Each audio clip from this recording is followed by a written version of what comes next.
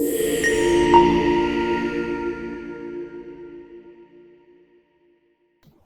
morning, everyone. I welcome all the students in the world of people management.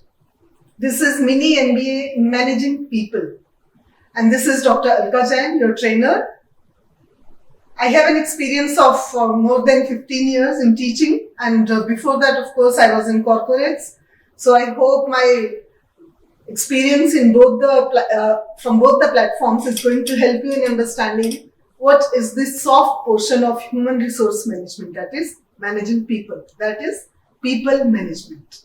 So shall we start now?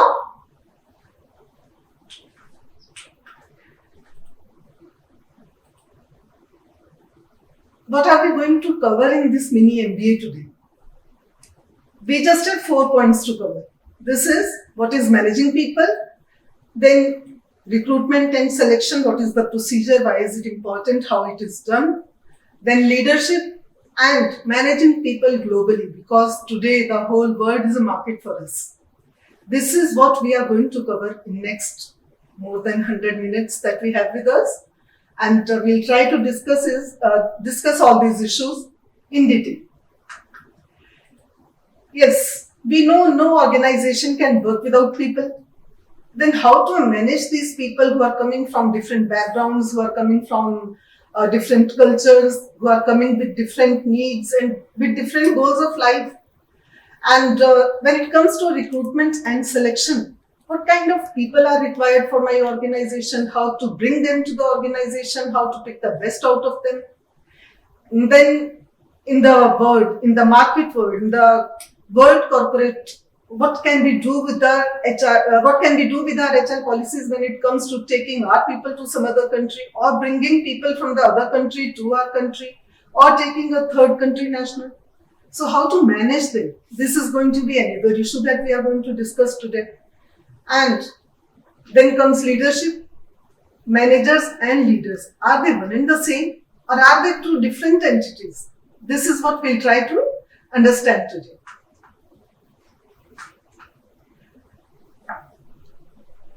People management is an important soft skill of HR, right? It helps us in understanding the importance of leaders and managers, and we know that people management is a part of human resource function. This is nothing different from the human resource. This is a subcategory of human resource management, and it works on your people management skills. This is the objective of this workshop with you. This is not exactly a workshop. In this mini MBA, we'll use all kinds of methodology. I'll try to make it interactive with you. You'll have to answer certain questions. You'll have to give your opinions, and then you'll have to take some task home. Let's see how it works. And do I expect your cooperation here?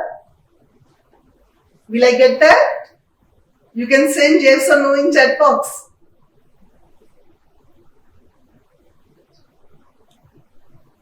Oh, thank you so much, Akash, Abhay.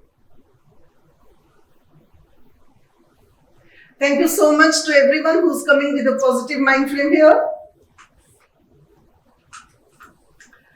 So we'll try from understanding what do we mean by people. What are people? Any idea? When we say people, whom are we talking about? People are human beings. Note that, next slide please. Previous. Yes. From this slide, you can understand what do we mean by people.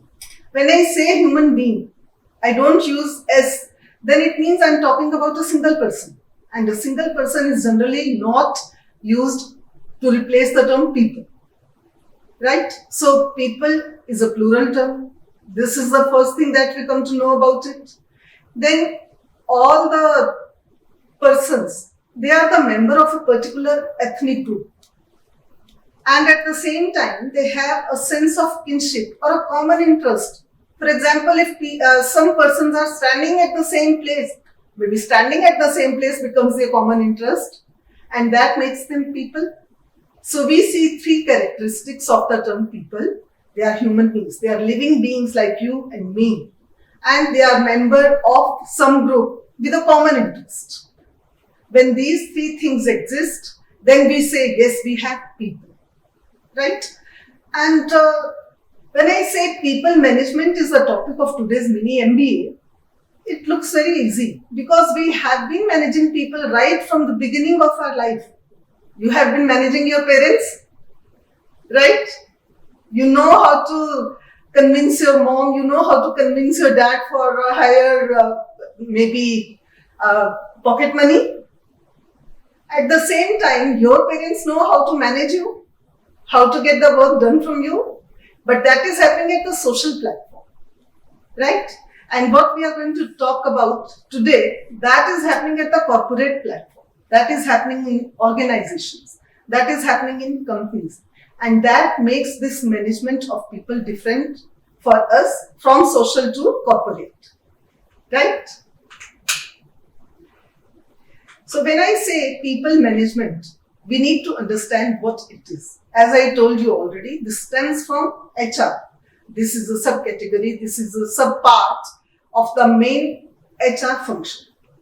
And then it travels across leaders and main managers in the organizations, and all employees of the organization become a part of it.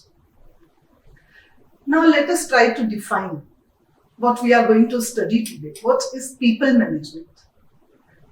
Initially, you won't find much difference in people management and human resource management because see what the definition says. Definition says people management refers to the practices of recruiting, training, engaging and retaining people. This is what every HR function does or aims at, right? And HR also tries to maximize the productivity of the organization, but there we try to increase the productivity of the employee with our hard skills. And here we are using our soft skills so that we optimize the talent of the individuals in the organization, talent of the people present in the organization. This is the definition of people management, which my learners who are here with me, they can understand what we mean by people management. Recruiting, training, engaging and retaining people with the purpose of maximizing the productivity of the organization with the help of individual productivity increase by optimizing the talent of the employees in the organization who are the people in discussion for us. Right? I hope it is clear to all my students. Now, first thing that I want to record is that managing people is difficult. How many of you will agree with me here? Because we have seen that we have been managing people, our parents, our friends, right from the beginning, and they have been managing us. Then what changes when we come to the corporate world? Why it becomes managing people difficult? When you live in a family, what happens? You are born and brought up in the same kind of culture. You have same set of values. You have same set of beliefs. And there is hardly any conflict. If the conflict is, that is simple fights between a brother and a sister, maybe, between siblings, right? But when you come to the corporates, the entire world changes. And what happens in this world? Managing people becomes difficult. Now, why does it become difficult? Let us try to understand this. This becomes difficult because we have different personality types of people. Different personalities are there at home also. But in corporates, these different personality types become a reason of conflict between the people, between the individuals, between the departments, and then between the organizations also. All of them are coming from different background with different interests and different skills. Let's see how. One employee in your organization can be passive by nature, by the personality style, and the other can be aggressive. When a person is passive, what happens? He complies with the wishes of others. He wants to be liked by others, no doubt about it. Even a passive person wants to be liked by others. And since he or she has a tendency to be liked by others, so he or she says yes to others' requests. And he or she generally doesn't express what he or she really wants or thinks. He goes with the others' ideas. right? And he let others take the responsibility or the credit of the work that he or she has done. And it ends up in reducing the feeling of self-worth. This is what happens with the people who are passive by nature. And what happens to the people who are aggressive by nature? They are entirely opposite. They don't consider other people's view or feelings. They care about their own feelings, their own views. They ignore people, they ignore their feelings also, right? And they start bossifying people. And generally they disagree with everything. And they rarely show appreciation for others. And they encourage others to respond either aggressively. This is what they can do. So if you have these two kinds of people in the organization, you need to manage them separately. And then there is one thing that comes in between, that is assertive. Now assertive is, previous slide please. These assertive people are a balanced personality type. They stand up for their rights, they stand up for the rights of others as well. And they express their thoughts and feelings in a calm and honest way. Not like aggressive who become loud while expressing, and not like passive who are shy, who do not express what they feel. And they respect other people's thought, but not at the cost of their own feelings, right? And they can communicate without upsetting others and without upsetting their own self also. This is also equally important in people management. They listen to others and they respond appropriately to the others' communication that is coming to them, the messages that are coming to him or her.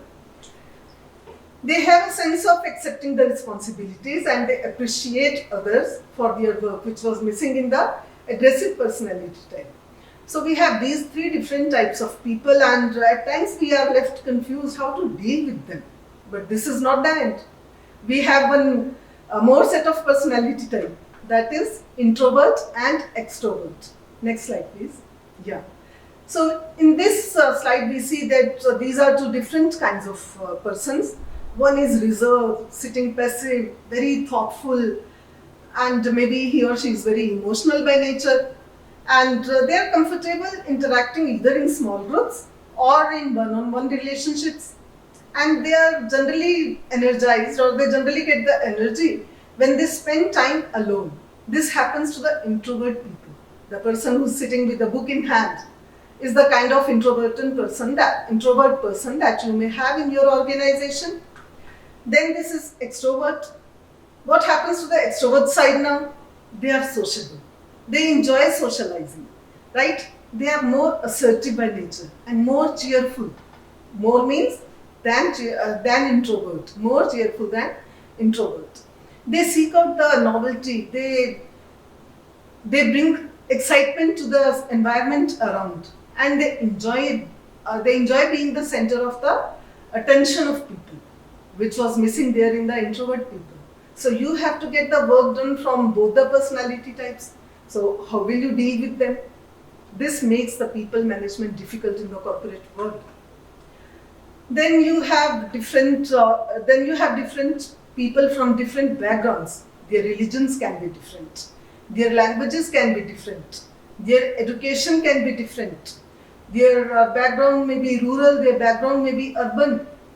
Their ages can be different. And when it comes to international HRM, their nationalities can also be different, which will bring difficulties to you in managing them, right? Then the people have different set of skills. One of them may be a very focused approach, the first person on the slide. The second person, the lady here in the slide, may be very calculative in her approach.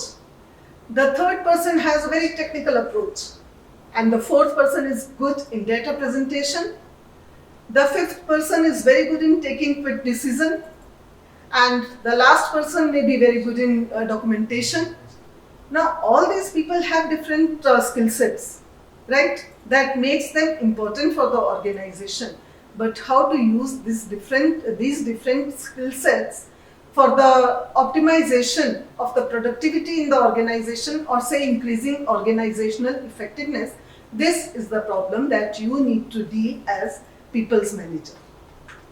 Right? So now we have understood why it is difficult to manage people. Now next question. Why is managing people important if it is so difficult? Why is it not full screen? Why do I see click to add title? Okay. So why is managing people important? Can you send me your answers in the chat box? Managing people is difficult, this we have understood. But why is it important for us? I hope the slides are being changed now. Mehak Akash, now the slides are being changed appropriately. Okay, Akash says for the well-functioning of the company because they are an important resource. I heard the HR language here. To get the work done effectively, to improve performance. Very good. Effective utilization of the human resources to achieve the goal of the organization. Saurabh, I have an objection here. Effective utilization is fine, but you're using the word resource for my people. For me, they are my people. I have emotions attached to them, right? So let's try to understand it better in our discussion. I'll come to this point that Saurabh has raised, right? And when we say that managing people is important, Riddhi said to work as a team. Yes, you all are good. Managing people is important because it builds team spirit. When I say it builds team spirit, it actually means something to me. Do we actually need teams to work with? Or we can work with individuals? Individuals are important, but when a few individuals come together and we build a team, then we can give a bigger whole. We can give more productivity. When A, B, C, these three individuals, they are working separately. They are giving you the productivity of 30 units. If the productivity of each individual is 10 units, right? You get 30 only, and this is the sum. But the whole is bigger when we come together as a team. One has a different skill, second has a different background, third has the benefit of the language of that local area maybe, and then they come together as a team. Then of course what they can give to the corporate is better than those 30 units of productivity. Now the productivity can be of 50 units. Do you want me to tell how? For example, these two didn't know the language of the local people, and they were very efficient, they were very good in documenting whatever data they were collecting, right? But when the language is also known to the group which is working as a team here, then it brings the abilities of the team to the level of 50 in terms of productivity, right? Then a good leader stimulates and motivates. A good leader or a manager, what do? They effectively manage their team or followers if they understand them well. If they don't understand their team members, they cannot manage that team well. And they must be aware of the team members' competencies, personality types, and at the same time their weaknesses. It's not that you know your people and you start working. No, you have to go to slightly more, to the more depth. You go deeper, you analyze your people, and then you can get better results. And with teams becoming large these days, it is becoming more important that this team building, which is the core area of people management, is getting importance. When it comes to people management, we see that the manager nurtures their competencies, not only identifies, it also nurtures with the help of trainings, with the help of counseling, with the help of any kind of support that the employee requires. The competencies are nurtured by the people's manager. And you know what is the outcome? The outcome is that the attribution rate comes lower, and it helps you to boost retention, because retaining is one more aim of human resource management. So you can retain your people with the help of people management, and that is why it is important for us. It enhances work productivity. How work productivity? Because employees are kept engaged, and apart from this, they can their emotions are being touched. Their emotions are being taken care of, right? And when your people are more loyal to you, when your people are saying good things about the employer, about you, then of course it gives you a positive competitive edge. It lends competitive advantage. It is your people who can bring competitive advantage to you, not only your product, not only your infrastructure. Role of people is also very high in bringing this competitive advantage to the employer, to the organization. Because if people in the organization are good in their behavior with the other stakeholders, then of course you are considered to be better than those organizations where the behavior of the people with the stakeholders is not that polite, right? So people can bring competitive advantage also. And then this people's management, this prepares this prepares the organization for the future, because you can see what is in the mind of your people, whether it is an innovative idea, or maybe this is a kind of fear that is stopping him from giving the maximum productivity, or maybe he needs more motivation. Then you start preparing yourself and your organization for the future. If there is a fear, then that fear has to be controlled. And if there is an innovative idea which the person is not expressing himself, then you need to envision that and bring it to the notice of the senior authorities, so that that innovative idea can be the future of the organization. Now, the next question. How can productivity be increased? Which was the most important? Previous slide, please. Previous to previous. Yes. The productivity can be increased because you give a stress-free environment to your staff. You are taking care of their emotions. They feel satisfied. In fact, more than satisfied, they feel secure. Job satisfaction comes from the HR activities also. But security comes from the people management, because you give them the right kind of support, you give them the right kind of motivation that they need. And so the trust in each other, trust from the employer to the employee, and trust from the employee to the employer, this also enhances. And then your organization is transparent, because you trust your people, you don't hide many things from them. And your employees also feel accountable to you, right? Now, have you understood what is managing people? Because we have been discussing it for last 15 minutes, more than 15 minutes. So can my learners who have joined me here, can they tell me what is managing people exactly? Any answer? You can use the chat box to answer. What is managing people exactly? I discussed with you that there is a definition. Then we discussed why it is difficult. We also discussed why it is important. Okay, Shreyash Mishra says to get the work done through others efficiently and effectively. Okay. Mehak says to supervise.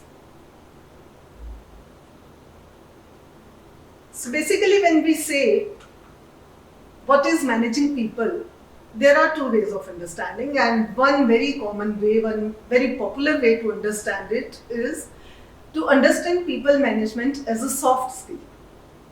Yes, we are discussing this question only, the previous one. Yeah. We are trying to understand what is HR, what is people management exactly, and I was discussing with my learners that this can be understood as the soft part of the HR activities. Because employers today are no longer looking just for subject experts. They are looking for right balance between the soft and the hard skills. These hard skills can be technical skills, right? Be it leaders or managers or even team leaders. The underlying soft skill on which the foundation of success depends is people management. Now, why is it, what this people management is exactly? That was the question. Purohit said efficient way of motivation to work done perfectly. Very good. I thank all the students who have answered this question. And this gives me a hint that I can summarize people management in just 3 points. Thanks to all of you, Riddhi. Managing people is to understand people, to work with them and for them. Very good. So shall I share those 3 points that have come to my mind, which can explain what is people management? First is understanding of humans. Understanding of humans means go deeper. That means understand their emotions, their feelings also. Understand their personality types.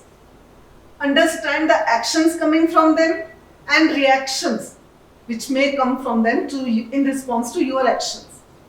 If you understand these 3, then you are in a position to manage your people well. Right, students? All my learners? Is the definition clear to my students? Yes. Then comes the next question. Next slide, please. What is the importance of people management for HR?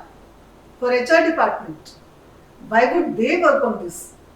HR is in fact made of 2 kinds of skills, as I told you, soft skills and hard skills.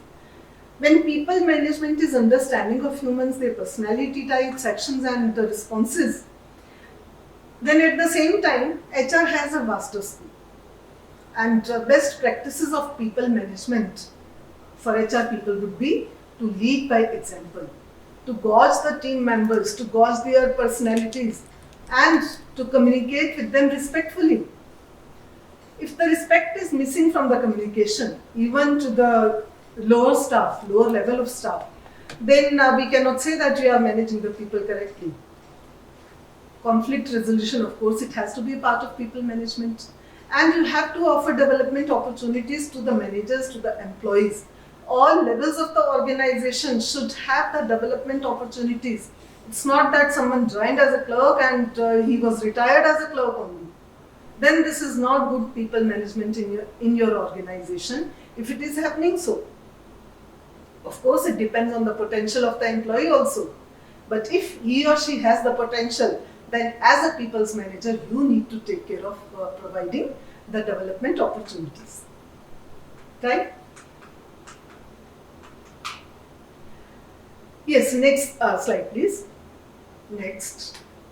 Yeah, so this is the actual HRM divided into 2 parts. Soft like a pillow, hard like a stone or a rock. Actually in the word it is not this way. But to understand the kind of softness that we have from the soft skills of HRM and the hardness of the HRM skills should also be known to us. Because without these hard skills also, maybe your salary could not be given on time if these hard skills are missing from the HR department. So there are both the skills that are required in the HR department. But today we are talking about people's management. So the focus is soft part, HRM. This is like a cushion for you that makes you more comfortable in the organization, right? This soft part is what we are going to discuss, but before that we need to understand the difference between the two, right? Let us try to do that. What happens in soft HRM? Soft HRM generally invests in the individuals. Invests what? Their time, their efforts, and it gives them transparent business practices. While hard HRM, now Saurabh, this is the answer to your statement that you raised in the beginning. You said something about humans being used as a resource. That is the hard HRM. That is the hard skill of HRM, because here when we try to define a resource, what happens? Resource is something that adds something to my life, that brings utility to my life. Only that is a resource. But in soft HRM, in people management, I am not aiming at bring something additional to my life. In fact, I am trying to invest something in the life of the individual so that he develops and he makes the organization develop. Right?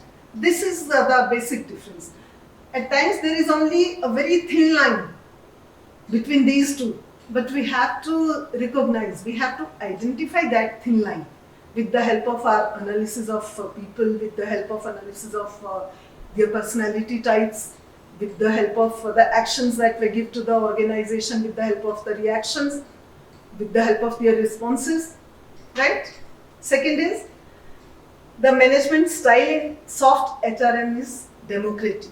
Democratic means that all the employees, managers and executives, they have the equal rights. That exactly means is that the managers collaborate with these people.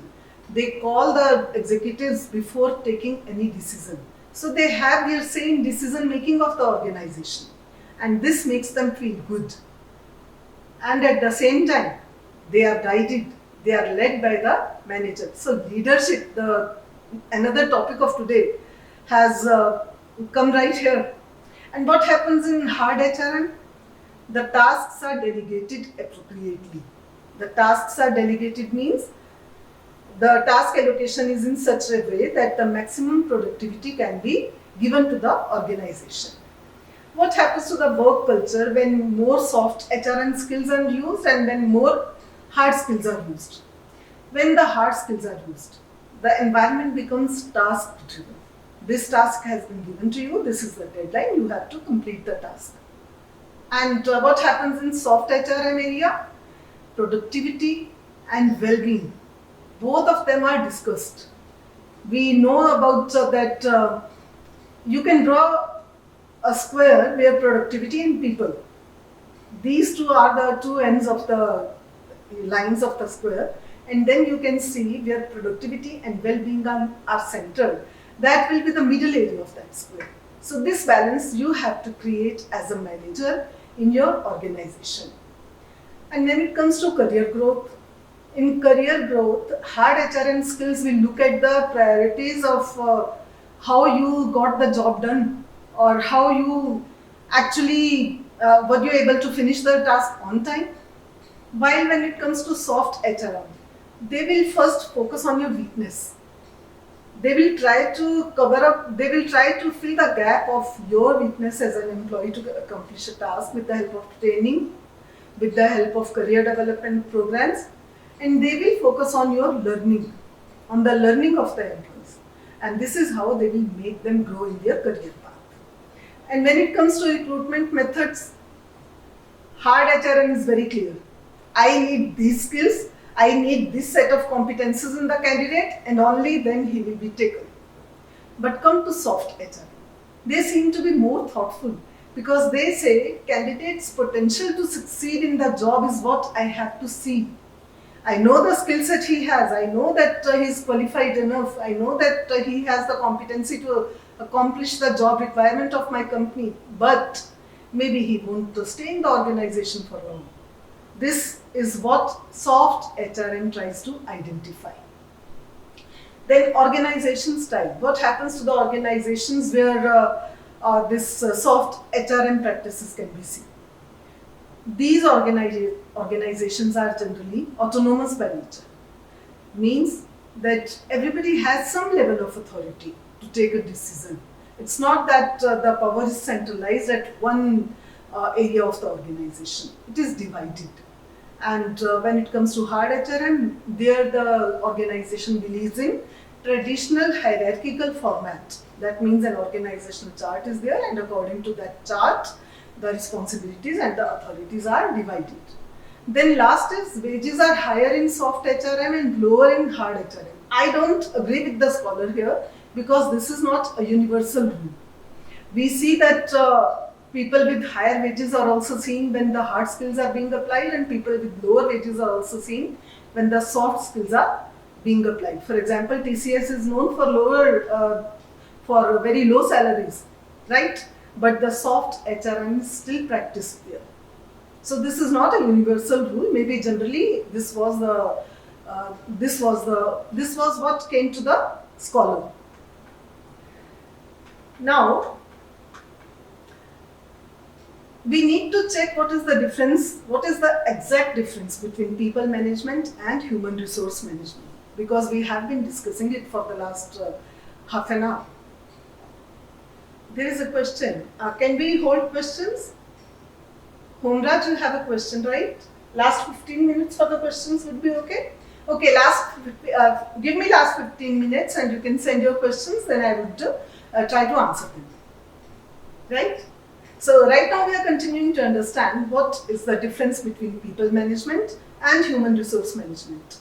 First thing that we need to understand that HR is there in the objectives and goals of the both, in people management as well as in human resource management. This is not to be deleted, this is not to be ignored, this is not to be erased. This is to be written and highlighted everywhere, every time. Right? But role of HR becomes different when it comes to people management. It is more on employee engagement, retention and leadership. While what do hard people do? Human resource management. This covers legal aspect, ethical aspect and structural aspect of HR. And approach is proactive in people management. That means they try to anticipate the problem first and then they take steps to prevent that problem or to stop that problem from coming to the organization. While in human resource management, generally the approach is reactive. If it happens, we'll do this, right? And when it comes to people management, it starts with business objective, identifies what needs to be done, leads employees into achieving those goals, right? No pressure. And when it comes to human resource management, certain pressures can be seen.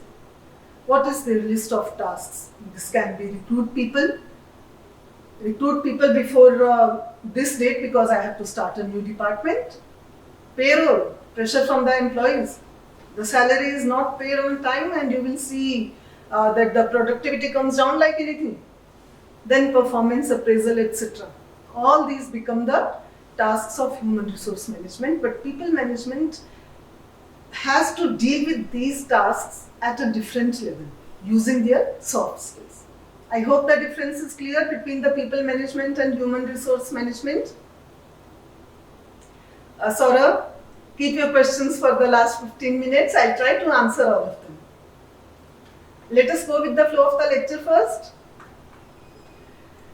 So when we say that people management is important for the organization, then the first and foremost important task for us is to bring people to the organization. If there are no people in the organization, whom are you going to manage? Right? So to bring people to the organization, we have this activity, recruitment and selection. And recruitment and selection is not a very complicated procedure, but it may be a lengthy procedure for the manager as well as for the employee. Let's see how. When it comes to recruitment and selection, I have tried to give you 3 steps. Just 3 steps and we'll be able to understand what is recruitment and what is selection. You need to define job requirements. Now, what is this job requirement? Job requirement is requirement of the organization. That means we start from the company, right? The requirement is generated and now we have to bring people to the organization who maybe are a prospective match with this job requirement. This means now we have to attract the candidates. We have to tell them, yes, we are here in the market and we need people. Then you start getting applications. Out of those applications, you select employees. This is the whole process of recruitment and selection. And we'll see the details in our next discussion. Right? When I said defining job requirements, what does it exactly mean? It means that I will look at my organization and I will see what kind of job is required. I'll have to look at the job title. I'll have to look at the job location. Job location means where this job is to be performed, where this person will sit, right? I need to check the goals and objectives of this job. Even if you are hiring a sweeper, you have to give him a job title, you have to give him a job location. The goal of this activity has to be clear to you before inviting applications, that I'm taking this person because I want to keep the floor of my organization clean, right? Then what positions would be given to the people who are coming to my organization, who will report to whom, and what equipment would be given to this person who joins, And apart from that, what will be the key responsibilities of this fellow, whom I am bringing to the organization, what will be his authority limits, what will be his key responsibilities, and what kind of work environment will I create for him or her before he comes to the organization. This is what job description is. So when I say I'm defining job requirement, that means I'm analyzing the job, and analyzing the job is made of in fact two things. First is job description that I just shared with you, and the second is job specification. Now we are going out of the company. Now we are going to the people. What kind of people do I need? What will be the specification of that person whom I want to bring to the organization? There can be quantitative factor like age, like gender, like qualification, like education, or like education from a particular background or a particular institution. Then there can be other characteristics like stability, like loyalty, self-reliance, job motivation, degree of control, etc. So when I have done this job description and job specification, I have defined the job requirement of the company, right? The next step is attracting candidates. This is the step of recruitment. Now what is happening here? I am trying to invite as much applications as I can for this particular job that I have analyzed in the organization. Then third step, I have invited the applications. Second step is over. Third is out of those applications, I'll have to select employees. So let us see the selection procedure, because this seems very interesting. See what is happening here. Something is being selected. The way this something is being selected, the same way you select the people for your organization. You know how? This is a symbol of a t-shirt, a shirt, a ready-made shirt. What happens when you go to buy a ready-made shirt? You have a particular color maybe in mind, you have a particular design in mind, you know this particular size I need, right? All these specifications you already have in mind when you go to buy a particular shirt. So that means in that three-step model, the job has already been defined. Job analysis and job specification has already been done.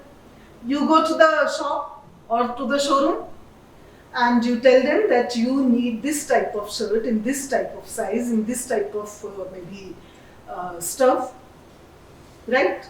And the shopkeeper starts showing you many shirts. Now all the shirts present in that shop or in that showroom, they are the factor market for you. They are the labor market for you.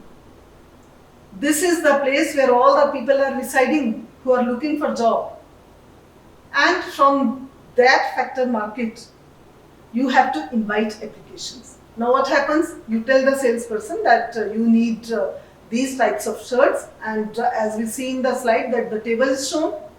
At this table, he starts keeping shirts which he thinks match with your taste and with your preference. So what happens? Many shirts are there lying in front of you on the table, but you are not there in a mood of buying all the shirts. Same way the organization may not be in a mood to take all the employees who come to the organization with their application. You pick only one, and that one has been differentiated by changing the color of the tie. So this is something that is unique in the candidate whom you selected. This can be his skill set, this can be his stability in the organization, this can be his loyalty shown in the previous organization, and you pick one. Picking is first step in selection. Now you have shortlisted a few people. Out of these four, again maybe you have a question mark on two. Whom should I take from these four? First and last have been ignored, but middle two, they have equal importance for the organization maybe as far as their job application is concerned. So how to take a good decision? Let's see how it happens in the organizations. First, how to invite applications. Where previous slide please. Previous. Now, where do I get the applications from?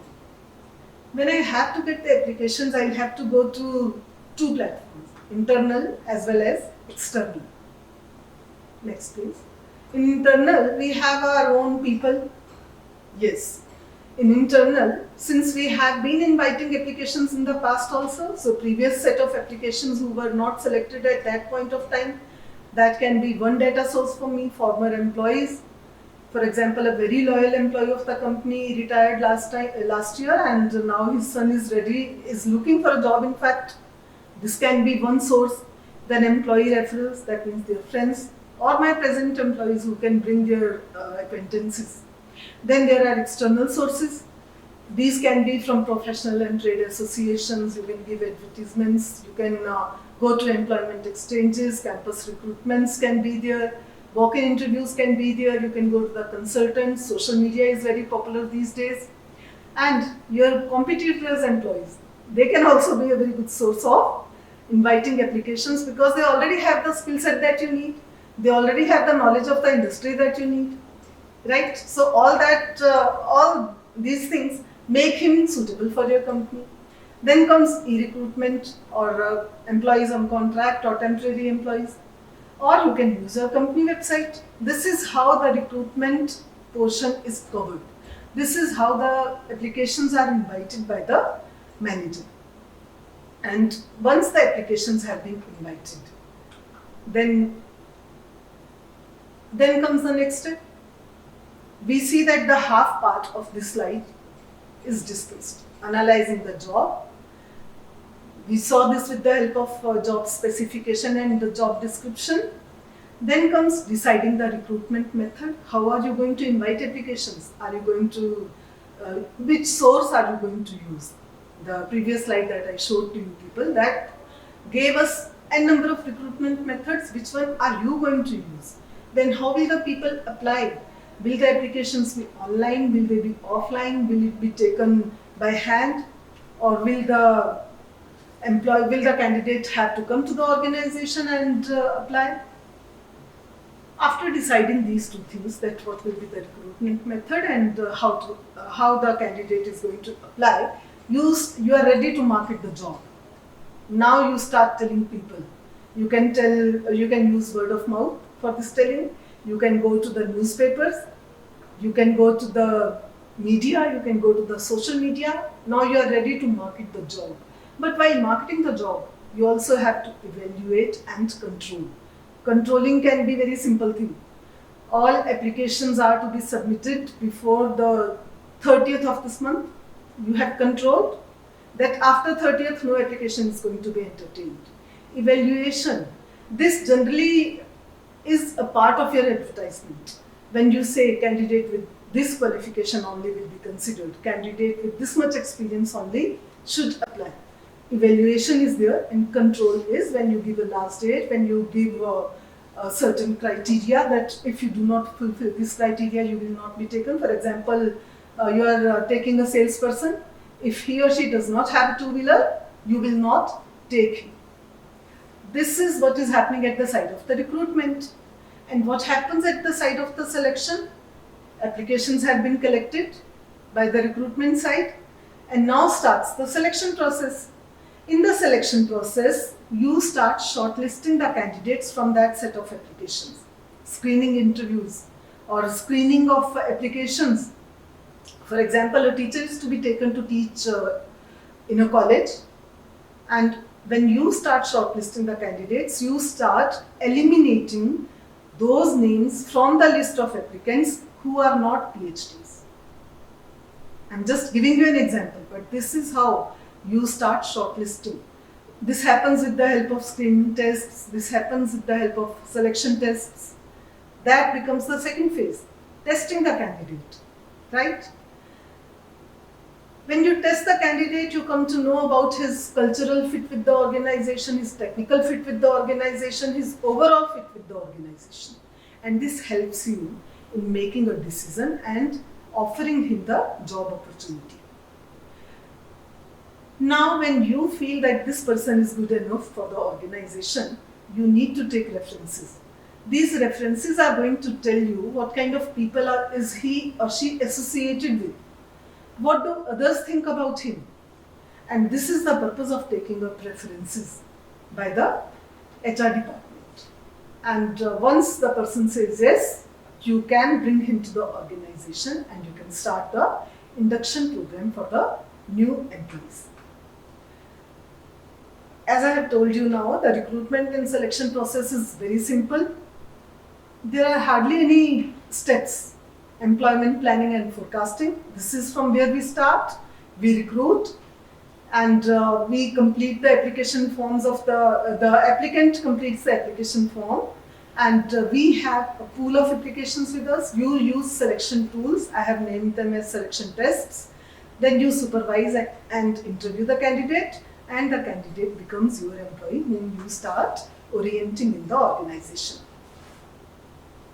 Yes, selection. What is selection? We know that recruitment is inviting applications and selection is cutting the number of applications. And Dale Yolder has given us a very interesting division of this term selection. He says when you select, you just make two lists of two kind of people.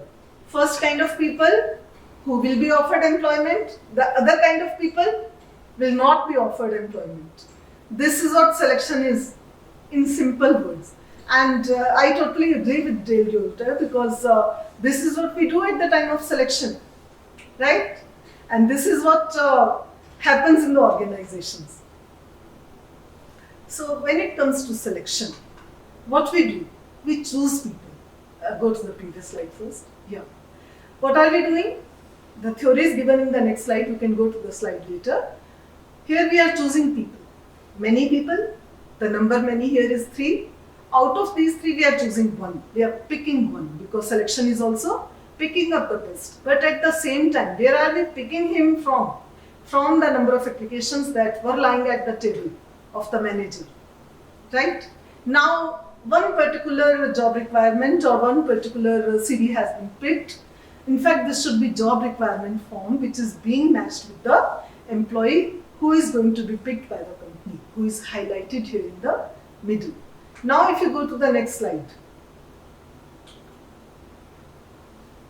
Now, if you go to the slide, this slide, you will see that selection is the process of choosing people. Dale Yolder has given us a very basic categorization, but this is a professional selection definition. This is the process of choosing people. How do you choose? By obtaining and assessing information about the applicants. This comes from your CV, this comes from your references, and these days it comes from your various LinkedIn accounts, Facebook accounts, right? And then with a view to matching these with the job requirements of the company. If the match is happening, only then the selection will happen, right? Now, what are the features of this process called selection? This is a process of picking out the best. This we know. But selection is called a negative process. You know why? Because in recruitment, we say it a positive process. We are inviting people. And in selection, we are eliminating their names from the list. We are removing their CV from our table. And this becomes a negative process. Then this selection is a sequence of hurdles. Whenever you go for an interview, you face all these hurdles. There will be selection tests, there may be physical tests, there may be an interview, there may be a GD. All these become a sequence of hurdles for the candidate. Then this selection begins only after an adequate number of applications have been secured. Had there been only one application on the table, could the selection process have started? No. So that means recruitment is important before selection. If there are enough number of applications on your table, only then you can start the procedure of selection. But generally selection follows a standard pattern in all the companies. Whichever kind of company it is, the selection process does not change. The selection tests can change, interview pattern can change, but generally selection patterns are standard. Now let's see what is the difference between the two terms, recruitment and selection. Next slide please. As I have already told you, this slide repeats that. Recruitment is the process of finding and attracting qualified applicants for the job, while selection is process of shortlisting, the candidate from for the final hiring decisions. This is the basic difference coming from the definitions of the two processes, recruitment and selection. Right? Next, recruitment is the initial process of staffing, and selection is the final process. Recruitment starts in the beginning of the staffing and selection ends the staffing process. Then recruitment begins when new recruits are sought and ends when the applications are received.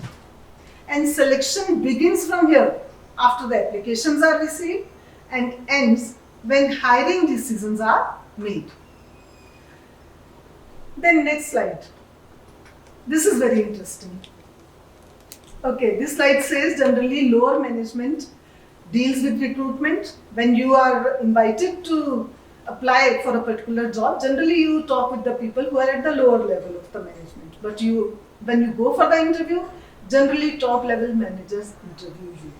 This is the major difference between recruitment and selection. And then this says, recruitment says welcome to my organization and selection says bye, I don't need you. This is the basic difference between recruitment versus selection, and see how these two simple words make the two processes clear to us. So that is why we say that recruitment process is a positive approach and selection is a negative approach. That was written in the previous slide. If you can show it to my students. Slide number 37, yes. So here we summarize the difference between the two, recruitment and selection. That recruitment process is a positive approach and selection process is a negative approach. We started from this difference only and we are summarizing. Why summarizing with the same statement only? Because now we have understood why recruitment is positive and selection is negative. Yes. Now this is something that gives us some information about the quantitative features of the process of recruitment and selection. Recruitment has ended, and at the bottom of the pyramid, the figure that I have shown you, this is called recruitment yield pyramid. Recruitment ended and the table is full of 240 applications. That means 240 applications are lying on the table now. Now you have to select out of those 240 and the offer is to be made for only one candidate. How the process goes, how the pyramid is narrowed down. Let us see this. 240 applications were there and we had the example of selecting only PhD candidates, and we saw that only 120 applications have that PhD qualification, right? So 50% were eliminated. So what happened? The ratio was 1:2. Out of 2, I am taking only one candidate. 50% are rejected. This happens in screening call only. Now the calls will go to only 120 people, not to all the 240 people, right? Out of these 120. Now I start giving them an assignment maybe or a selection test, and only 25%, that means 1 out of 4 is going to pass those assignments or those selection tests, right? So what is the ratio now? 1 in 4. And then comes the step of our interview, face-to-face interview, or these days we have these video interviews. So what happens at that stage? There are only 15 people who are eligible for the interview because out of 30, I have eliminated each 1 out of 2, right? And after first interview round is over, for the second interview, only 5 have been shortlisted. And you can also notice the hierarchical change that is coming at the level of the management. 240 applications were received by the lower level of the management. Middle management worked on the screening calls and assignments perhaps. Varies from organization to organization, but the standard pattern is generally this. And then till it goes to the top management, there are only first 2 lines, that is second interview and offer. So out of 15, the middle management found only 5 persons fit for the top management's interview. That means 1 in 3 is selectable. And top management is more choosy maybe. They will take only 1 out of those 5 and the selection will be made. This way, this narrowing down of the number of the applications is called recruitment yield pyramid. This is a technical term that I have shared with my students. Yes. Next comes leadership. Now, leadership is becoming important because we have seen that recruitment was there and leading people was also there in our discussion when we were trying to understand what is people management, right? So, let us try to understand what is leadership. Leadership is the capacity to influence people to achieve certain agreed collective objectives, right? This is a very professional, very theoretical definition, which goes above the heads of many, right? But when you go to Sadhguru, Sadhguru says leaders are those who are seeing something different from what you see. He doesn't believe in leadership, in fact. He says the moment you say you are a leader, what do you make others? Everybody should be a leader. But even then, he agrees to this difference between the leader and the follower, that leader can see something which others cannot see. And there was a scholar who said that leadership is lifting the people up and then make them achieve the goal. That means the person is not competent enough to achieve that particular goal, but then the leader has to do this job of lifting him up and make him to achieve the goal. There is this UN Commander Lewis Mackenzie has given us a very interesting definition of leadership. He says leadership is the art of getting to do what people don't want to do. First thing, you never wanted to do, but leaders make you do it, and they also make you enjoy the experience of doing it. This is actually carrying a paradox in it.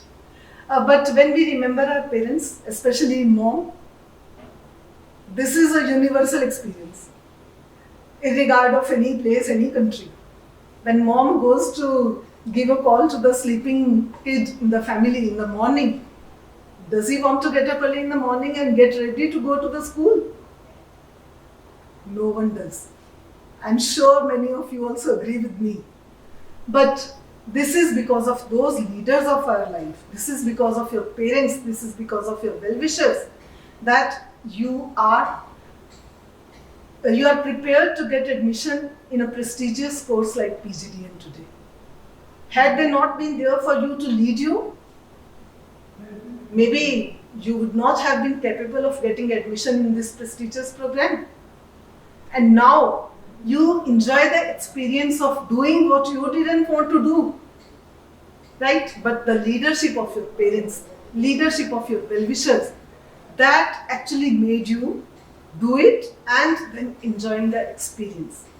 Let's try to understand leadership with the help of a diagram now. Yes. As you see the diagram, this diagram starts from the leaders and ends at the objectives. Since we are talking about people management, we are talking about the management of people in the organization and leading them in the office. So it has to be organizational objective.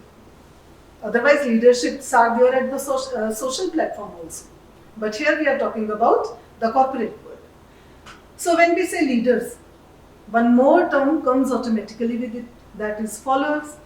So that means leaders and followers, they are together. They are not different from each other, right? And both of them are trying to achieve the objective of the organization. But how? Now, some change is required to be brought into the organization with the help of people. These people may be competent and these people may not be competent to achieve these objectives of the organization. So at this point of time, now the leader has to use his charisma maybe or whatever kind of influence he has. This influence he has to use and bring the change to the organization and make the people achieve the organizational objective. Only then this is good leadership, right? So now the next slide will tell you how can we actually define. Leadership is the ability to influence a group towards the achievement of a vision or achievement of a set of goals, or in our diagrams, this was organizational objective, right? And the term we used in the diagram was people, and here we are using the term group. People, as we already know, is a plural term, right? Now there is an exercise for you, and you can use your chat box to answer the this is not exactly a question raised in the slide, but something that I want to know from you. We all have our ideal leaders, our favorite leaders, right? So if you have a favorite leader, remember that leader and give that name to your mind. No, please go to the slide 46 again. Yes. Now, that leader must be having some desirable characteristics for you which make him your ideal leader, him or her. At the same time, maybe you find something that is undesirable in your ideal leader. You like him, but you will like him or her more if this particular characteristic was not there in his personality. This exercise you don't need to do right now. This is your homework after this MBA is over. You know what is the outcome of this exercise? You will come to know what are desirable characteristics of a leader. If you are connected, all of you, even after the mini MBA is over, I'm not sure whether they will be connected or not, but if you are, you can share your characteristics with the characteristics of others, or you can make a list of your desirable characteristics. So this is going to give you a universal chart. A leader should have these characteristics, a leader should not have these characteristics. I wanted to do this exercise online with you, but somehow it was not possible in this small time frame. So I am leaving it up to you to do this exercise and understand what are the desirable characteristics, what are undesirable characteristics for an ideal leader. That means what is that people will look for you if you want to become an ideal leader, and this is what people won't like if you have it. You are not an ideal leader, right? Then there is a question that I would like you to solve, and the question is, can we go to 48? Yeah, 48. Now the question is leaders and managers. Is there any difference between the two? Or the question can be reframed. Do good leaders make good managers? Or is it the other way around? This is what we need to check. So when I say, do good leaders make good managers? The answer can be very vague. Even if I ask you, maybe you will give me 100 different kinds of answers. So to understand the answer to this question, basically this is a chicken and egg question that has no clear-cut answer. But I go with the analysis of the scholars and try to explain it to the learners here. So when I say scholar, the scholar here is Warren G. Bennis, whose data I have used. Can we come to the next slide, please? Next. Yes. This analysis has been given by Warren G. Bennis that I am using and sharing here. He says managers generally administer while leaders innovate. And why does he say so? He says a manager is a copy. One manager retires, the new manager comes and starts copying the way he used to do. And a leader is generally original. A leader cannot copy a previous leader. He has to be original, only then he will be a leader. A manager maintains the status quo, but leader brings development with the help of changes in the organization, right? And managers focus on system and structure. They are very particular about the hierarchy given in the organization structure. They are very particular about the systems that will be followed in the organization. While leaders, they focus on people. That means they are working on soft HRM, right? And then managers, they rely on controlling things. This is the deadline. You should submit your report by this date. Controlling. And a leader inspires trust. Once said, He trusts that the report will come to his table on this particular date.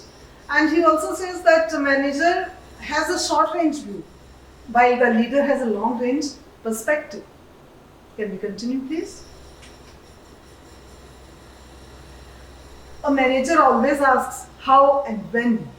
How will you do, and by when will you be able to complete this task and to give the report at my table?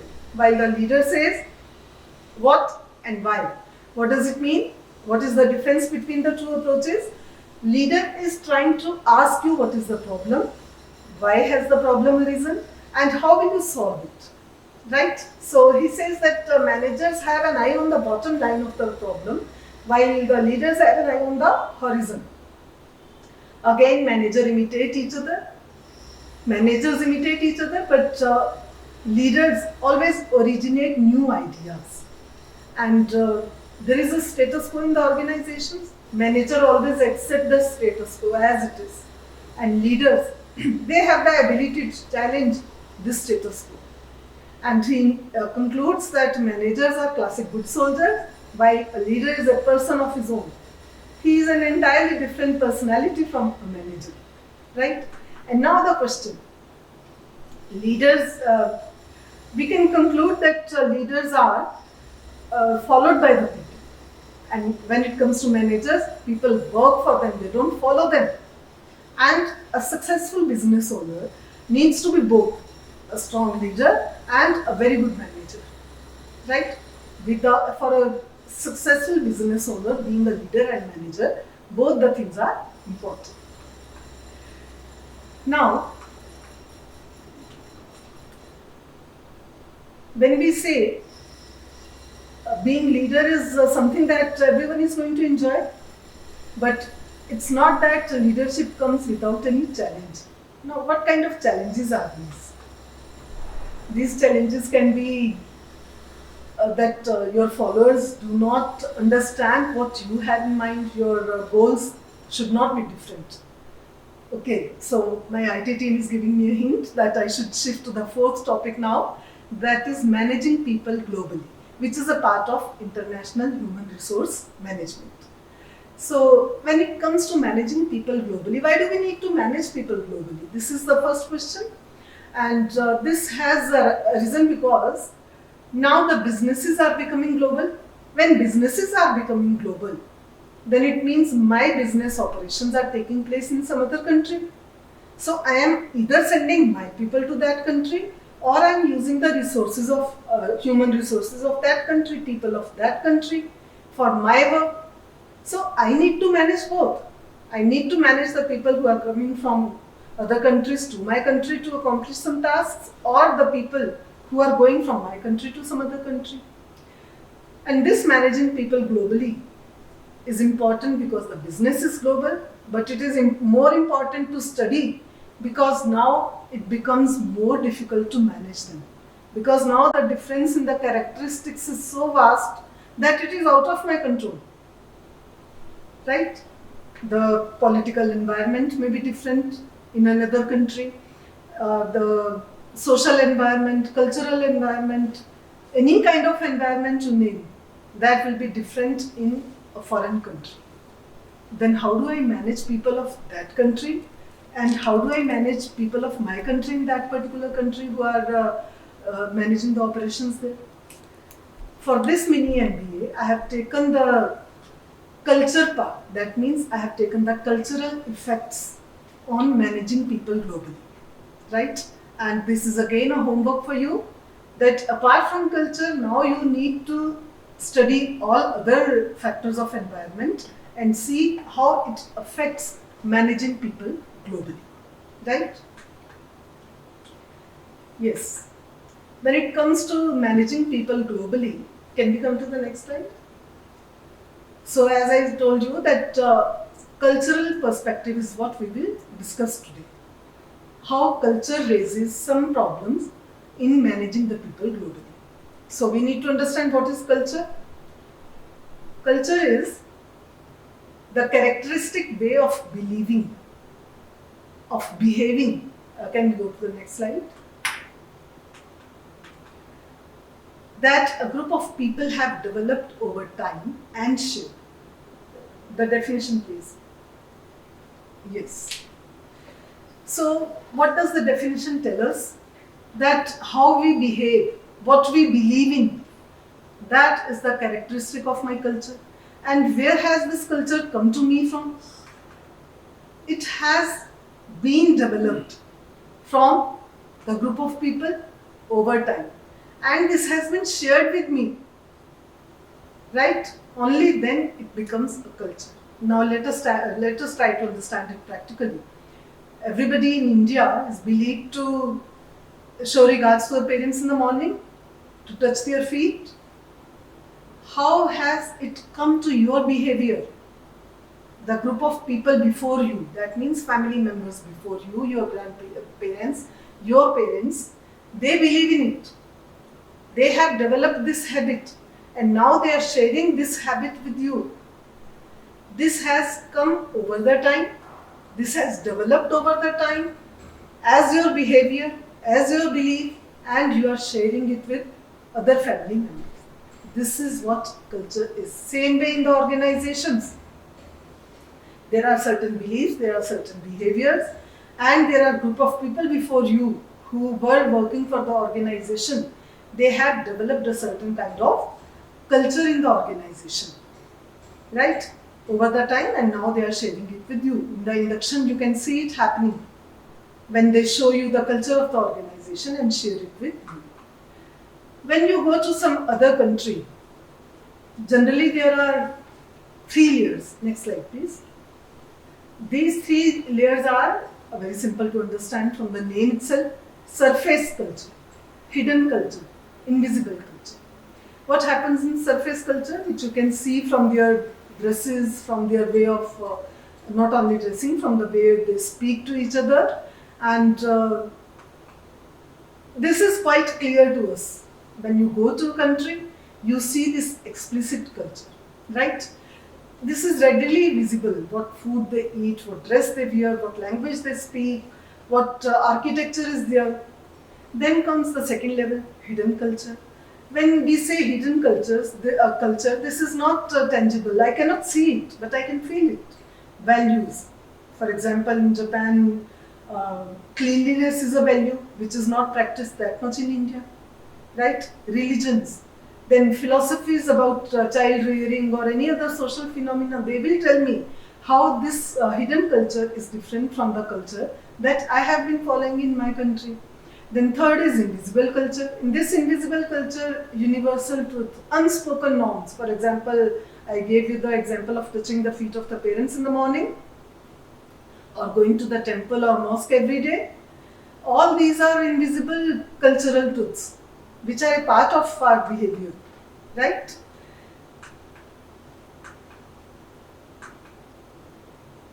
We have understood these 3 layers of culture, and the overall cultures of the world, they have been divided into certain categorizations. Time is up, but we can take the slide 59. Yes.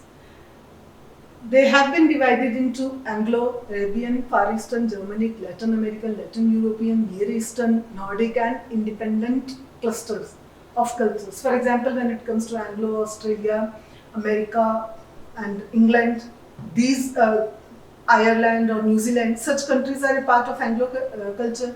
When it comes to Arabian culture, Abu Dhabi, Bahrain, Kuwait, these countries are a part of this culture. Far Eastern is Hong Kong, China, Indonesia, Malaysia. Right? When it comes to Germanic, Austria, Germany, the name tells, Switzerland.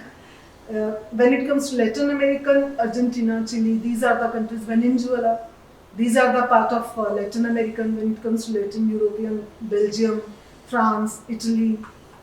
Near Eastern countries are, they are in fact Greece, Iran, Turkey, then Nordic, Sweden, Denmark. Then there are some independent cultures, and India is one of them. Brazil, India, Israel, Japan, South Korea. These are supposed to be independent cultures.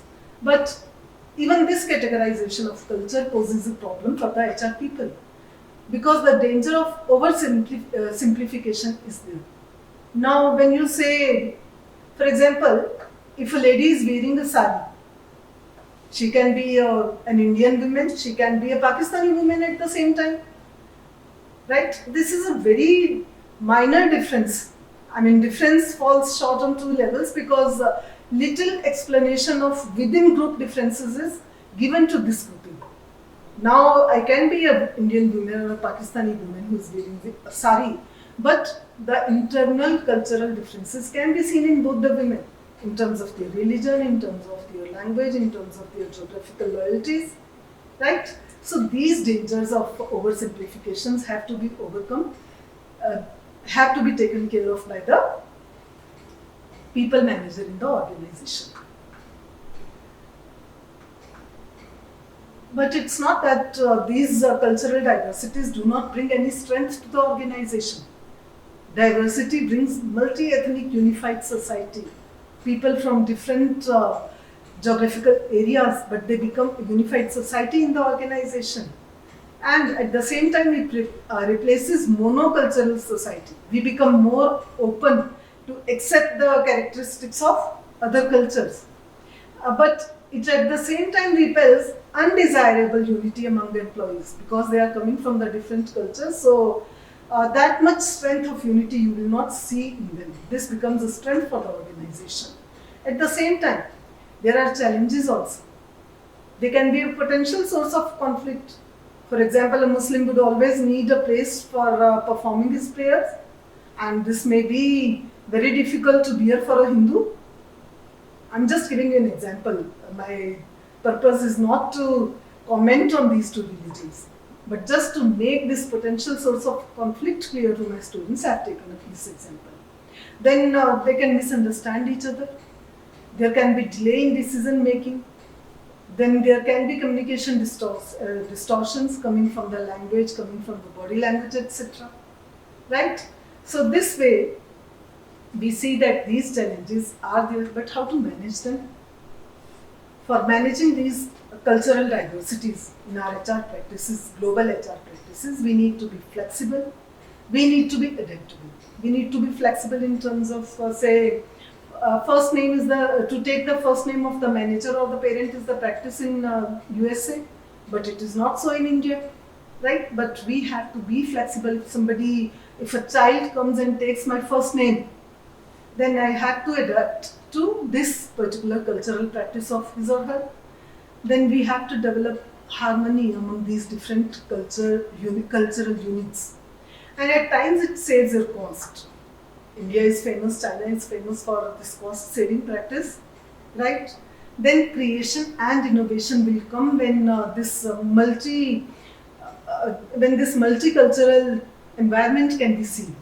And if you use appropriate strategies, I'm sure you will be a very good people's manager. But you need to remember that all cultures are good. No culture is bad.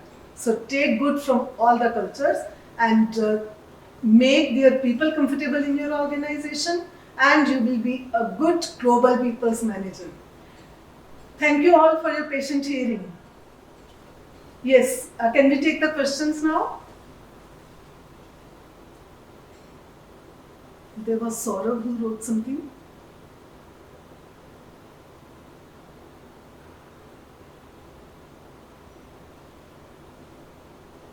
Yes, there is a question from Saurabh Chan. Do companies go for a mix of both soft and hard, or shift towards either of them? See, the best company would be which has a balance of soft and hard HRM practices. Right? We don't see any company with just soft HRM skills and not a company with just hard skills. Right? We need to have a balance in the company. How much soft HRM is going to work, how much hard HRM is going to work. And if you are able to create a balance that suits the kind of people you have, that suits the kind of personality types you have in your organization, this should be your strategy if you are the people's manager. Companies today go for a mix. Companies today do not take only soft or only hard. Right? I hope I answered your question, Saurabh. Okay, is soft HRM relevant in today's competitive corporate world? It came from Homraj. Homraj, I'm trying to answer your question now. Soft HRM is relevant in today's competitive corporate world more and more. Why? Because today's individual is more stressed. He has got pressure from all directions coming to him, from family, from the friends, from the organization. So with all these pressures, if his emotions are not taken care of, how is he going to work? Now this is not the era of 50 years ago when you come to the office, you are in the office. Now when you are in the office, even then your wife can disturb you with her telephone call, right? Asking for silly things which she needs at home to run the household work, to complete the household work properly. So with these kinds of pressures, the over communication is also one kind of pressure that today's employees have to face.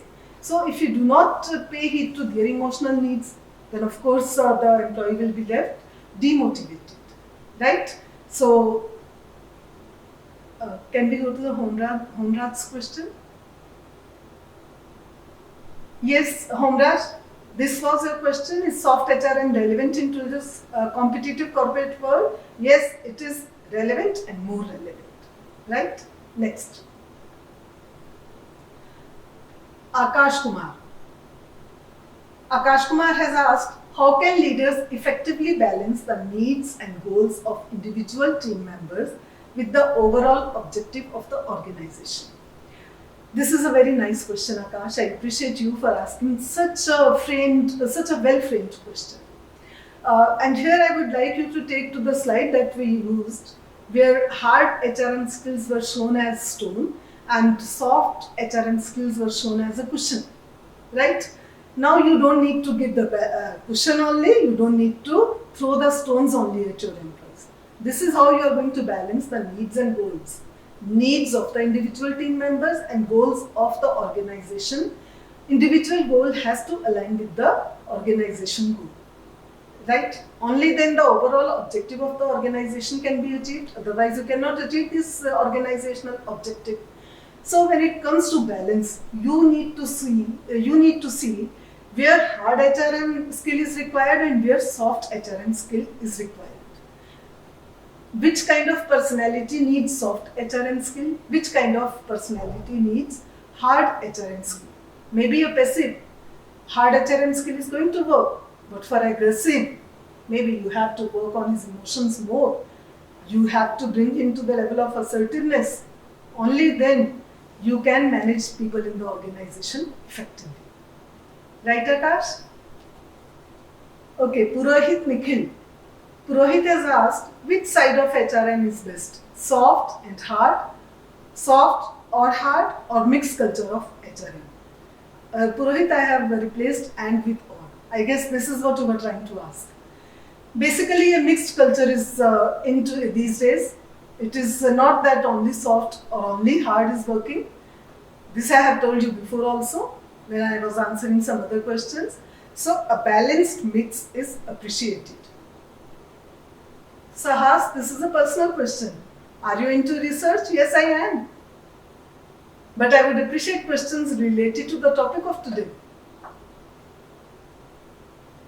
Zen, thank you. Thank you, Akash. Thank you, Gokul. Purohit, there is another question. Attractive HRM process develop the firm to employer are long time working in same organization. I guess you are trying to ask me that if HRM processes are good, then the employers can keep the employees in the organization for a long period. This is what your question is, Purohit? If you say yes, only then I can try to answer, if I have understood the question correctly. Okay, Purohit.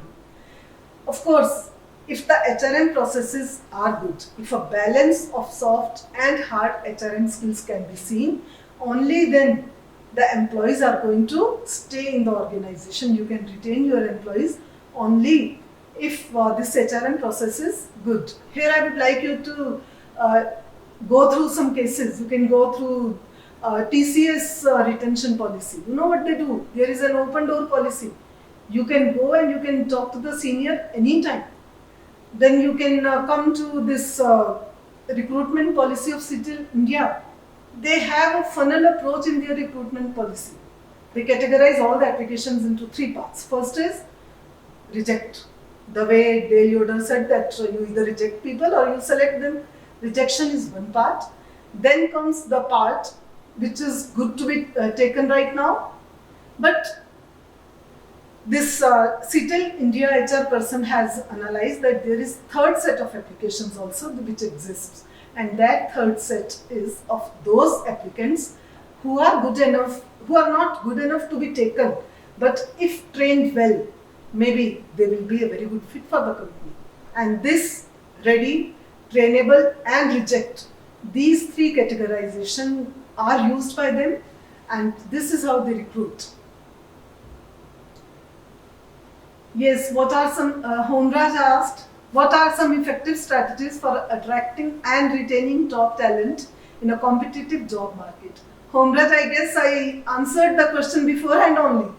When I was answering the previous question, when I told you that recruitment funnel approach is used by CITEL, when I told you open door policy is being used by TCS, and when I tell you that Priya Foods, who's acquiring, who has acquired a UK food giant, and now they are working on the people who are in that country, UK, who are from India. They are training them. They are trying to make their them comfortable with the accent trainings, and this is how companies try to bring people, motivate them, and retain them. Right? Then Sahas. Ma'am, it would be great if you could tell us about latest trends in HRM and research around it, or any source which we can follow to be updated regarding it. HRM researches are available everywhere. Sahas, HRM is not a very new area of research. It has been in our business practices right from hundreds of years, and in India I would say for thousands of years. We see HRM practices in Gita, Mahabharata, right? So if you want to go for a research in HRM yourself, because this is your second question about research, you can go to websites like academia.edu, you can go to ResearchGate, you can go to other platforms which share research papers with the scholars. You can find very good quality of research papers on academia, and that would be the direct source for you. Right, Sahas? Yes, Saurabh. Saurabh, I have answered this question. Okay, again. Fine, Saurabh. Saurabh, your question is, do companies go for a mix of both soft and hard, or shift towards either of them? Can you please answer it again, ma'am? Yes, Saurabh. I am trying to answer this question again. We saw that there is a continuum. One side is soft HRM and the other side is hard HRM. This is how we have tried to understand HRM in today's discussion. And when you say a mix, a balanced mix, I would say instead. So a balanced mix of soft and hard skills is what is useful for the companies. No company generally shifts either towards hard or towards soft, right? Right, Saurabh? Have you understood it now? You can go to the slide again where I have shown you the continuum. You see that continuum, and then you will be able to understand this question and its answer yourself. Okay, Saurabh. Thank you. Any more questions? Okay. Thank you, everyone. It was actually nice to be with you all. Thank you.